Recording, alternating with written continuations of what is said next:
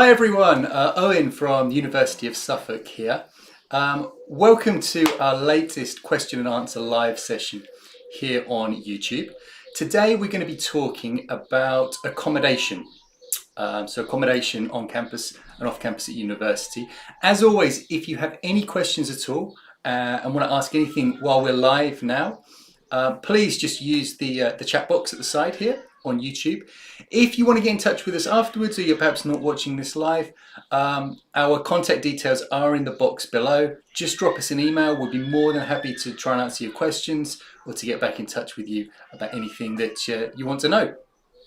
So accommodation is often one of the biggest concerns for people when they're starting university, wanting to know where they're going to live, who they're going to be living with, what's it really like. So we're going to be taking a look today at some of the options available here at the University of Suffolk, and also to give you some general advice about accommodation at university, what you should be looking out for, what you need to think about when you're deciding what your accommodation looks like. One of the first things that you will need to do when thinking about university is decide whether you're going to stay at home or whether you're actually going to move away from home. That might sound like a silly question. For a lot of people, going to university is all about moving away from home and getting out. But an awful lot of people do stay at home these days. And staying at home doesn't necessarily mean that you miss out on the university experience. You know, a lot of our students at University of Suffolk do stay at home and commute in, and are able to take part in university life in a very full way, get involved with the social side of university as well as the academic side. So living at home is a real option for a lot of people at university, and it can be a very good option if that's right for you. But yeah, something to certainly think about is probably thinking about, are you going to stay at home or are you going to make that step and move away from home and perhaps get a little bit more independence? So what we're going to have a look at today is we're going to look at the different options available when moving perhaps away from home into university. So we're going to look at off-campus halls of residence, or off-campus halls. Halls of residence are basically the big student buildings which are divided up into flats and will typically only have students living there.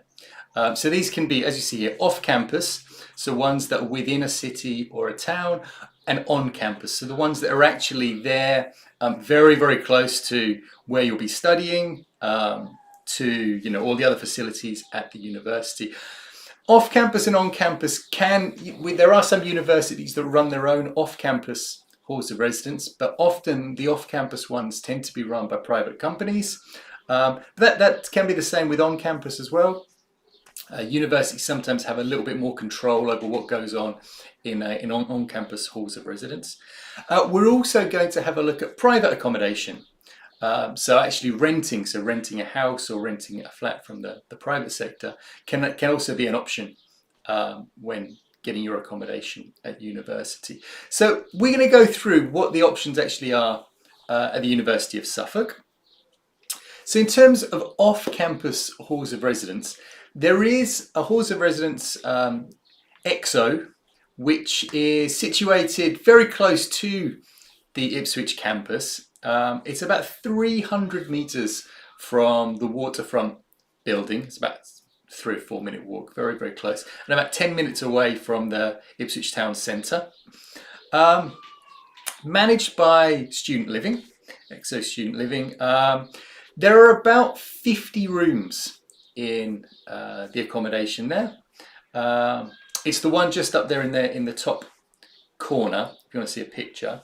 There's about 15. All the rooms are en suite, but yeah, it's on 3 floors, so quite small for a hall of residence. Again, for students who perhaps are looking for a smaller scale of hall of residence, perhaps they don't want to meet so many people, they're looking for something a little smaller scale, this might be perfect. There's also Spring Court. Now, Spring Court was a purpose-built complex for students as well. It's not really a hall of residence. It's actually a series of houses that have flats within them, so shared flats within the houses.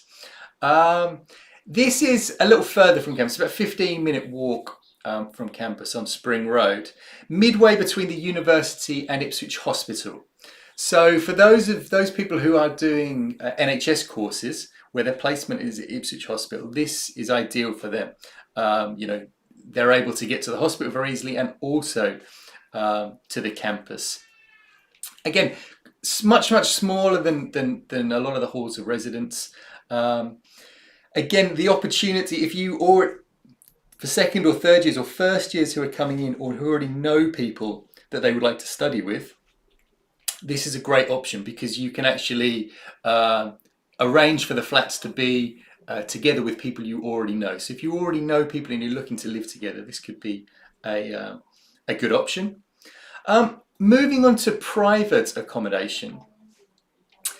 What we're really talking about here are shared student houses, usually. And the University of Suffolk runs an accreditation scheme where they will accredit student houses to make sure they're safe and that they're obviously in a condition that's livable. They can be found, they're all over the town, all over Ipswich town centre, all within walking distance of the campus. They tend to be family homes, so perhaps 4 or 5 bedroom houses that have been converted so that perhaps they've got, the rooms are perhaps a little bigger, or perhaps not in a family house style. You have your own independence within that, but you would be sharing a bathroom, sharing a kitchen, sharing a social area with other people. Again, this is sometimes an option for people who already know the people they want to live with. But again, a lot of people do go to these houses with people they don't know, and they just take a room in there. And again, if you're looking to live in a smaller scale environment than halls of residence, this can be a good option. Again, there are a lot of houses available up towards Ipswich Hospital, which can be of benefit to those on the NHS courses there. Just moving on then to on-campus accommodation. So it's on our campus in Ipswich, the on-campus accommodation is Athena Hall. So the halls of residence there are Athena Hall. So much bigger than the off-campus halls of residence. We're talking about hundreds of students there. Definitely the most popular for new students coming to University of Suffolk. All the rooms are double rooms, and they all have an ensuite shower room. So you don't have to share a bathroom with anybody else. Typically, there are 4, 5 or 6 flats that are independent flats. So you lock your door, you've got your own bathroom inside, but you would then be sharing a kitchen and a living area with those 5 or 6 other people. The halls are right in the middle of campus. So basically you're no more than 5 minutes walk away from any of the main buildings. They have a laundry on site. They have Amazon lockers within the hall so you can get deliveries. There's 24-hour security.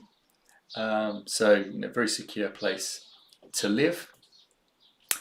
There's a common room downstairs as well where they have table tennis tables. They have a big screen TV in there. They often have video game competitions. It's sort of an area where people tend to congregate. And also a courtyard. The whole property is built around an outdoor courtyard where again people get together. Particularly when the weather's better in the spring and summertime. Okay, so thinking about what you might want to, when you're deciding on your university accommodation, things that you probably want to consider. Firstly, at the University of Suffolk, we have a guide on our website. So if you go to uos.ac.uk, you can find out a lot more information about accommodation on there. That's probably the same with most universities. We have a housing officer who can help with questions and give you advice on accommodation. And there's also the Suffolk Student Pad, which is on the housing advice section, which can give you advice about renting, advice about contracts and so forth. So there's a lot of help out there. But what you're probably going to want to have a look at is to really think about what you're getting for the money that you spend. So you're going to be thinking about how much does it cost, the quality of the accommodation and the size. Again, we're quite lucky in the fact that we're a new university and our accommodation is also new. So it's only been built in the last few years. So, the quality is good. When you're looking at other universities, you want to think, how old is the building? Am I going to have to share a bathroom? Which bills are included? How many weeks of the year are you going to be contracted? Do you have to pay for 52 years, even if 52 weeks, sorry, even if you're not going to be there all the time? So all things that you really need to consider. When you do visit universities, make sure you take a tour of the accommodation to get a real idea of what the place is like. Obviously, some can be quite old-fashioned, so you might not necessarily get the right impression from pictures that you've seen. Again, think about the location of the accommodation, particularly if you're going to a big city. How far are you going to have to actually travel between where you're studying, where you're living, and the facilities that you plan to use? So again, you need to have an idea of where the teaching will take place. Again, this is the big advantage of Athena Hall, really, at the University of Suffolk, is because we're located right in the middle of campus. You are, next door to the teaching facilities, so you can pretty much crawl out of bed and you can be there within 5 minutes. Again, think about what you can afford. Remember, you're going to have to budget for food, for transport, perhaps textbooks, materials, of course, as well as social life and entertainment. So do take those factors in consideration when you're looking at the price of accommodation. Find out how much, try and work out how much you're going to have per week to spend based on, perhaps the money you're going to get from your student loan or any other income that you have. And you can't really afford to be spending all of it on accommodation. So, do that budgeting's got to start from before you even get to university. You may be required to put a deposit down and pay your rent in advance. So, it's particularly over the summer holidays, see if you can try and save up a little bit of money before your student loan actually comes in. It's very important to check your tenancy dates. How many weeks are you actually going to be paying for your accommodation? Do you need your accommodation for that much time? If you're doing an NHS course, you might need your accommodation for longer because you might have placement over the summer. So all things that you will need to consider when you are when you're applying for your accommodation. When to apply? Really, as soon as possible. Some universities will hold places in accommodation back for first year students, but they do run out. And if you're applying very last minute at the end of clearing, perhaps, make sure you are making that application and ensuring that you have your accommodation in place for university so that you don't miss out. Okay. So I hope that that's given you an insight into the sort of thing that we have here at the University of Suffolk, as well as the accommodation that the universities will be offering across the country. A couple of questions we've got about pets. Can you take your pets to university? Perhaps in private accommodation, it might be possible. You'd obviously have to check with the landlord. Most halls of residence on campus and off campus probably won't allow you to have pets. Perhaps fish, but it's very unlikely that they're going to allow to have pets on campus or in the accommodation with you. Noise. Okay, that's quite a good question. Is it noisy in halls of residence? In big halls of residence, you're living with hundreds of other people, so it might not always be that quiet. Most halls of residence will have regulations in place about what time you need to be quiet, what time you shouldn't be disturbing other people. And there is security there, and they do try to enforce that. One of the things we have in Athena Hall at the University of Suffolk is there's actually a special block for NHS students. So obviously if you're on your placement and you do need to be getting up very early in the morning, you're working shift patterns, we do have a hall there, a block within the hall where it is quieter. And where you can actually get the benefit of being able to get to sleep when you need and waking up when you want. But in general, there's obviously going to be noises, people doing what they need to do, but there are regulations as well, and people do put a stop to parties and things if they're going on into the night. There are people to regulate all of that. Okay, well, I hope that you've enjoyed the presentation today. Just to let you know that if you are interested in finding out a little bit more about the University of Suffolk, we've got a virtual open day this Saturday.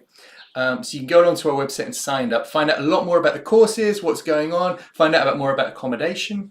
Even if you're interested in studying this year, you can find out about applying to courses through clearing over the summer. And again, just in case you had any questions for us, you can contact us here on these email addresses by here, or even give the admissions team a call. Okay, well, thank you ever so much, and enjoy the rest of your day.